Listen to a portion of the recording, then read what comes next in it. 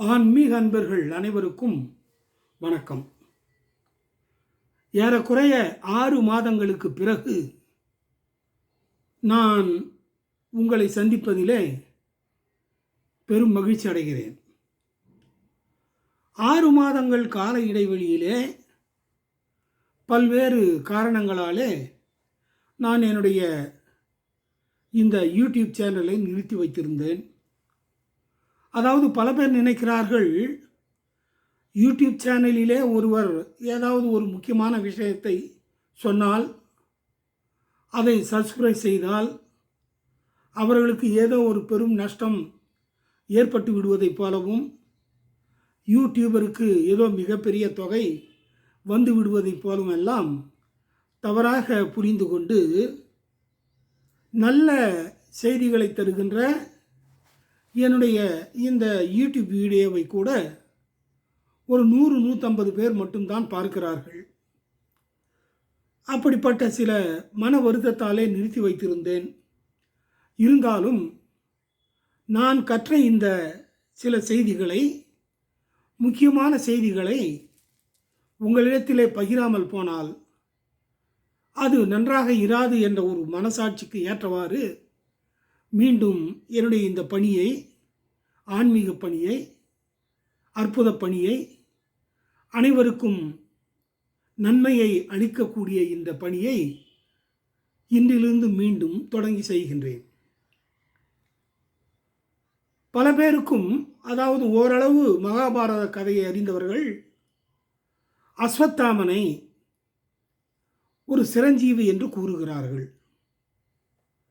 அப்படி அந்த அந்தன குலத்தை சார்ந்தவரான அஸ்வத்தாமனை ஒரு சிரஞ்சீவி என்று கூறுவது முறையா, சரியா என்பதை பற்றி தான் இந்த வீடியோவிலே தொடர்ந்து நான் கூறப்போகிறேன். நம்முடைய இந்த மகாபாரத போரானது நடந்து முடிந்த பிறகு, அதாவது தர்மக்ஷேத்திரம் என்ற குருக்ஷேத்திர போரிலே மகாபாரத போரானது நடந்து முடிந்த பிறகு, கௌரவப்படை சார்ந்த 3 பேர் மட்டுமே உயிரோடு இருந்தார்கள், உயிர் பிழைத்தார்கள். கௌரவப்படைகளிலே 11 அக்ரோனி சேனை ஈடுபட்டதாக சொல்லுகிறார்கள்.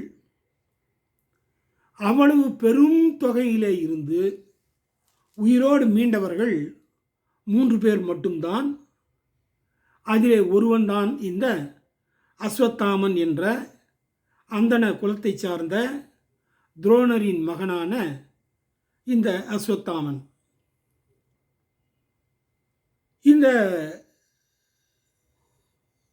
அஸ்வத்தாமனை சிரஞ்சீவி என்று கூறுவது தகாது. அவன் ஒரு பூதப்பேயுடல் ஆத்மா என்பதை எடுத்துரைப்பதுதான் நம்முடைய இந்த யூடியூபினுடைய, அதாவது இந்த தலைப்பினுடைய நோக்கமாக இருக்கிறது. அந்த கௌரவ சேனைகளிலே இருந்து மீதமாக, அதாவது உயிரோடு இருந்தவர்கள் 3 பேர்.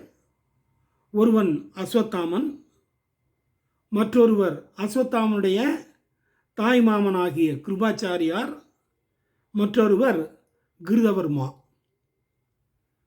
இந்த 3 பேரும் 18ஆம் நாள் போர் முடிந்த பிறகு துரியோதனனை அந்த இறந்து போகின்ற நிலைக்கு தள்ளி தன்னுடைய கதையினாலே வீமன் தாக்கிவிட்டதனாலே அந்த துரியோதனன் இறந்து போனான் என்று பிரகடனம் செய்து கொண்டு அந்த போரானதை முடித்து விட்டார்கள்.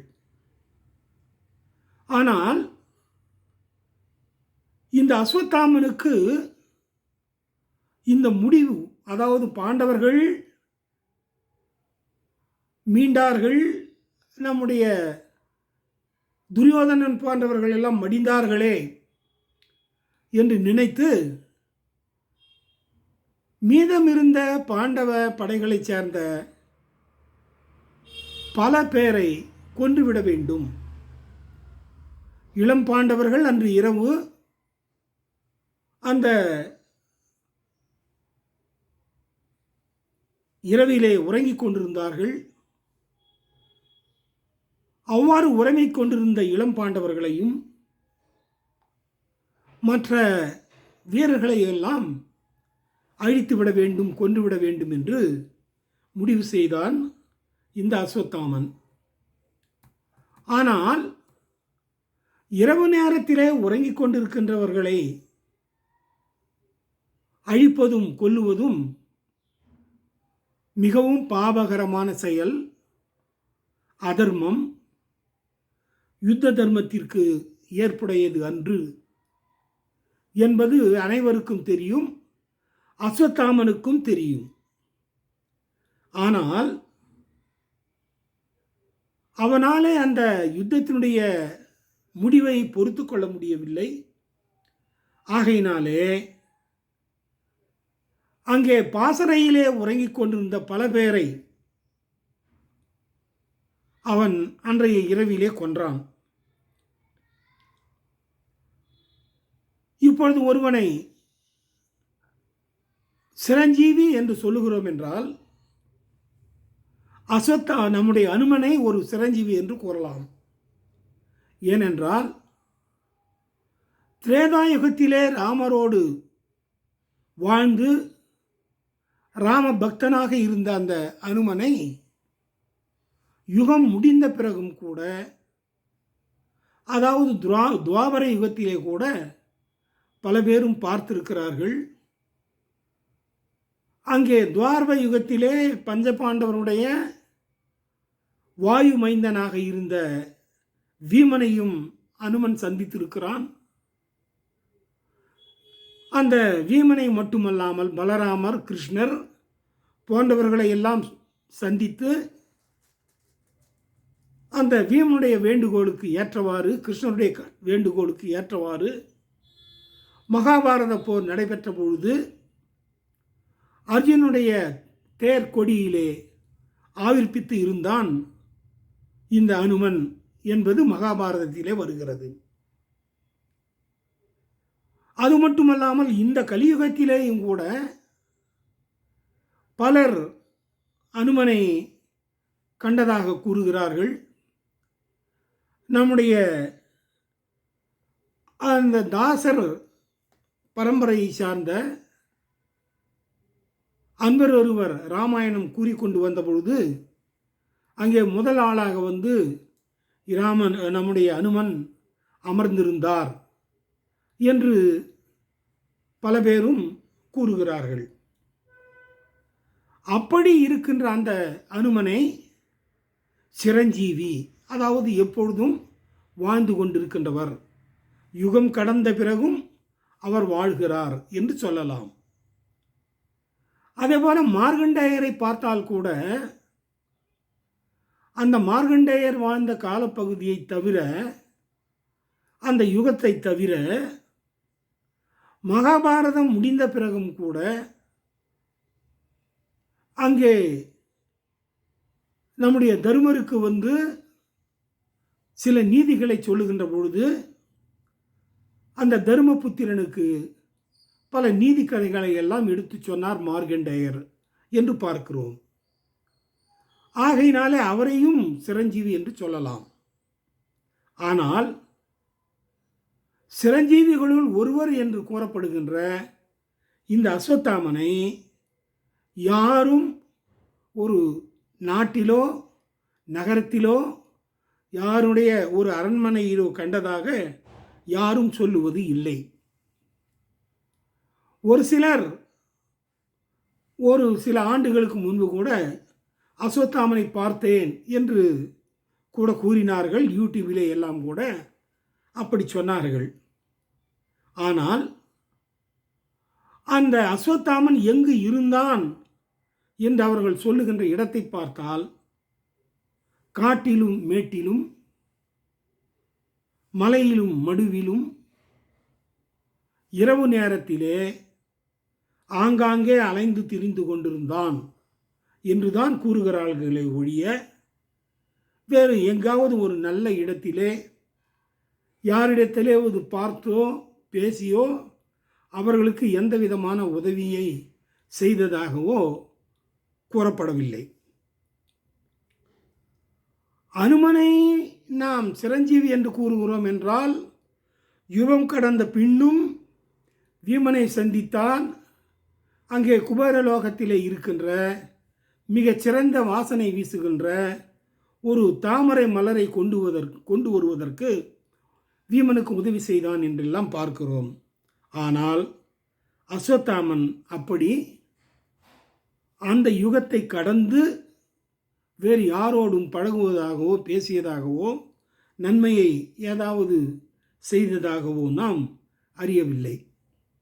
ஆனால் அவன் அந்த அலைகின்ற இடத்தை எல்லாம் பார்த்தால் அந்த அஸ்வத்தாமன் ஒரு நல்ல ஆத்மாவாக அலைந்து கொண்டிருக்கவில்லை. அவன் ஒரு பூதப்பேயுடல் ஆத்மாவாக அலைந்து திரிந்து கொண்டிருக்கிறான் என்பதுதான் இங்கே உண்மை, மிகவும் அப்பட்டமான உண்மை என்பதை இந்த வீடியோவிலே நான் வற்புறுத்தி கூறுகிறேன். ஒரு நல்ல ஆத்மா இருக்கிறது என்றால் அது யாராவது நல்லவர்கள் முன்னே அல்லது தீயவர்களாக இருந்தாலும் அவர்கள் முன்னே தோன்றி தன்னுடைய அந்த இருப்பை பற்றி, தான் இருக்கின்ற நிலையை பற்றி எடுத்து சொல்ல வேண்டும். ஆனால் அஸ்வத்தாமன் அப்படி இல்லை.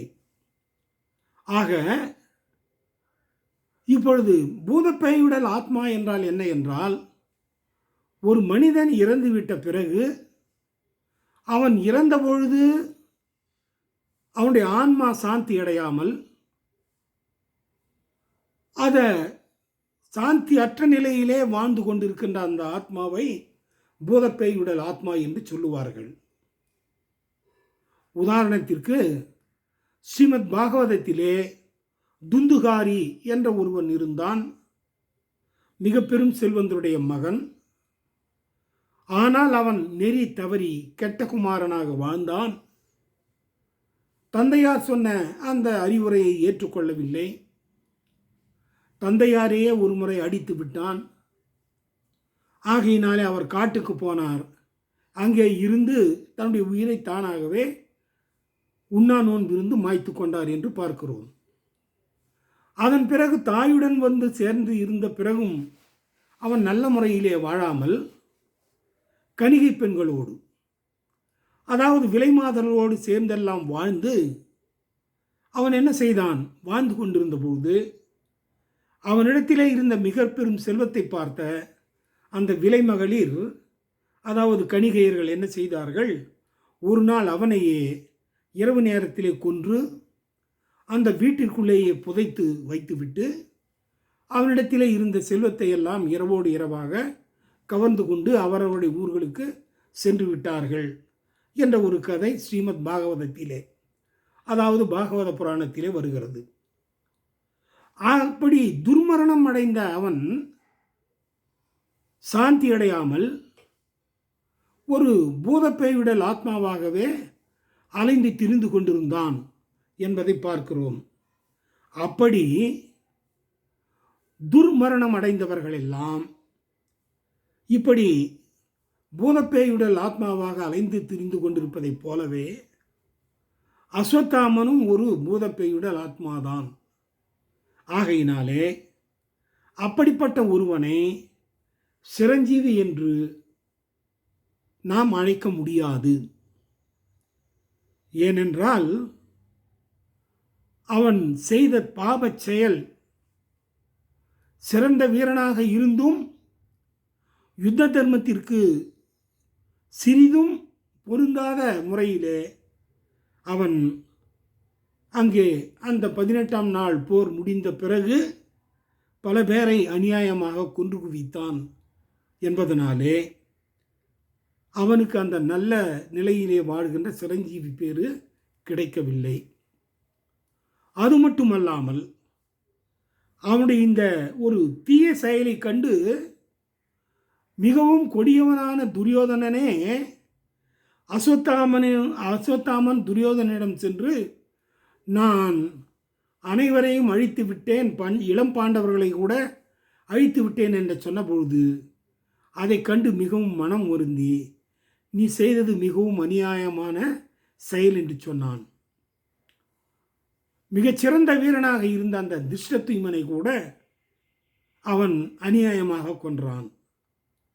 ஆகையினாலே இவற்றையெல்லாம் அறிந்து கொண்ட ஸ்ரீ கிருஷ்ண பரமாத்மா அவனை ஒரு துர் ஆத்மாவாக, அவன் நல்ல முறையிலே இறந்துவிடக்கூடாது, சொர்க்கமும் சென்று சேர்ந்துவிடக்கூடாது என்பதற்காக அவனை சபித்தார், சாபம் கொடுத்தார்.